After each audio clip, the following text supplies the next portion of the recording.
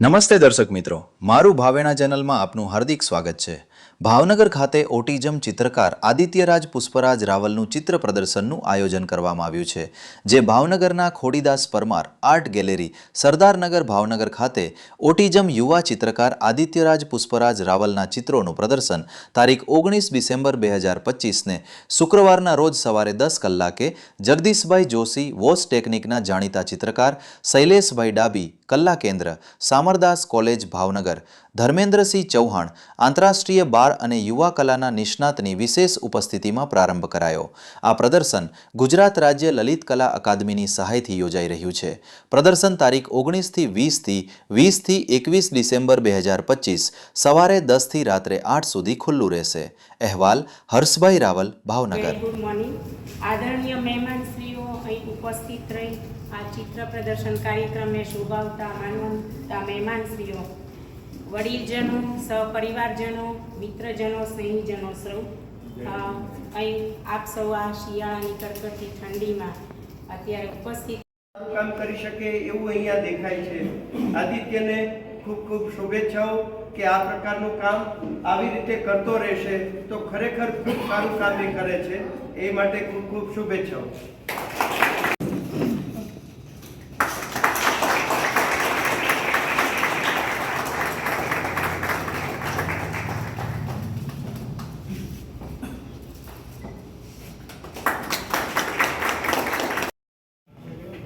સાહેબે વાત કરી એમ કે આદિત્ય એટલે સૂર્ય અને ખરા અર્થમાં જે અહીંયા વિશ્વમાં જે પ્રકાશિત થઈ રહ્યો છે એ ખરેખર એક સૂર્યની સમાન જ છે અને એમણે આંતરરાષ્ટ્રીય કક્ષાએ પણ ઘણા બધા પુરસ્કારો અને લોકલ અને રાષ્ટ્રીય આંતરરાષ્ટ્રીય કક્ષાએ પણ ખૂબ પુરસ્કારો મેળવ્યા છે।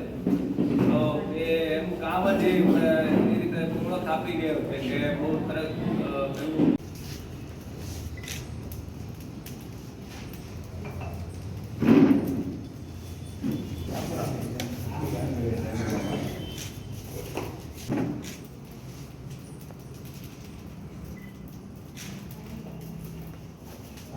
નો ભાઈ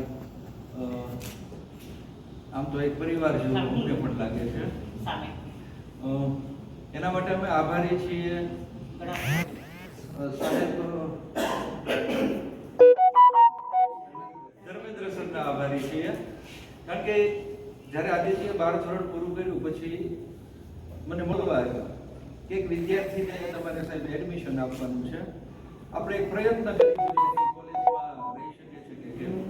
અત્યાર સુધી ધર્મેન્દ્રભાઈ એમને ટેકલ કરેલો ખૂબ સારું ચિત્ર કરે, તમને કોઈ પ્રશ્ન નહીં થાય।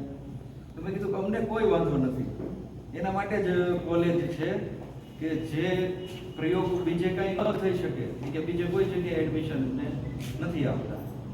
તો મેં કીધું કંઈ વાંધો નહીં, એમણે એડમિશન લીધું, શરૂઆત કરી ધીમે ધીમે, પછી તો એવું થઈ ગયું। પણ એનો ખાસ નેચર એવો છે, એ પહેલા આવીને પૂછે ધર્મેન્દ્ર સર ક્યાં છે।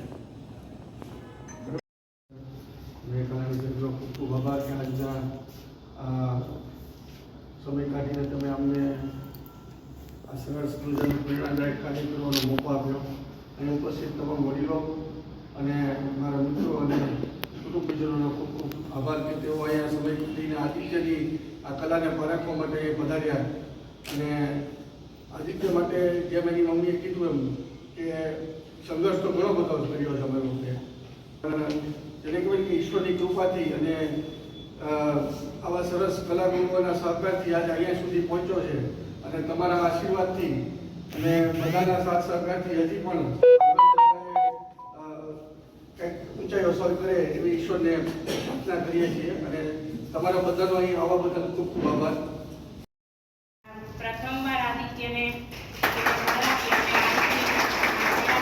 શરૂઆત થઈ છે એવા ધર્મેન્દ્રસિંહ ચૌહાણની વાત કરું તો એક કુશળ કલા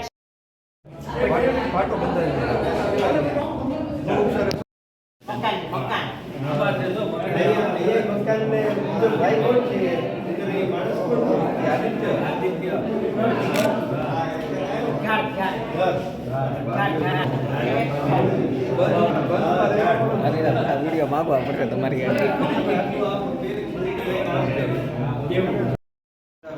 કલા કેન્દ્ર કોલેજ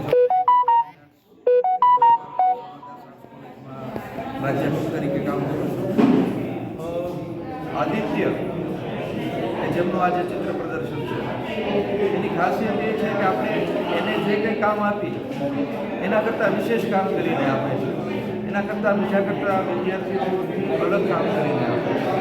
એની ખૂબ ખાસિયત છે. અને એના બાળપણની વાત કરીએ તો બાળપણથી અત્યાર સુધીમાં એ જ્યારે પણ ચિત્ર બનાવે છે ત્યારે એના ચિત્રમાં ભવ્ય સૂર્ય હોય છે. સૂર્ય છે પણ એ સિવાય સૂર્ય પછી મંદિર, પથ્થરો, અલગ અલગ રંગો એ એના મૂળભૂત આકારો છે જેના દ્વારા એ ખૂબ અલગ અલગ રચનાઓ કરી અને લાઈવ ચિત્ર જે જીવંત હોય એવું લાગે છે. તો આ તબક્કે ભાઈ આદિત્યને ખૂબ અભિનંદન, એના માતા પિતાને શુભેચ્છાઓ. સાહેબ, આવા આદિત્ય જેવા કેટલા સ્ટુડન્ટો તમારી પાસે હશે અત્યારે જે અભ્યાસ કરતા હશે તમારે ત્યાં? અભ્યાસ કરતા વિદ્યાર્થીઓમાં ઓટિઝમ હતો એટલે થોડુંક પહેલાં એવું લાગ્યું પણ વિદ્યાર્થીઓની સાથે એટલો બધો મેચ થઈ ગયો કે આપણને લાગે જ નહીં કે કોઈને કોઈ તકલીફ છે. જ્યારે પણ એ કોલેજ ન આવે ત્યારે વિદ્યાર્થીઓ પૂછે કે સર આદિત્ય છે કંઈક ખાલી નથી. કામ કરવાનો ઉત્સાહ, એક જ જગ્યાએ બેસીને સતત 3 કલાક કામ કરવાની એની જે સ્થિરતા છે એ બહુ કાબિલેદાર છે.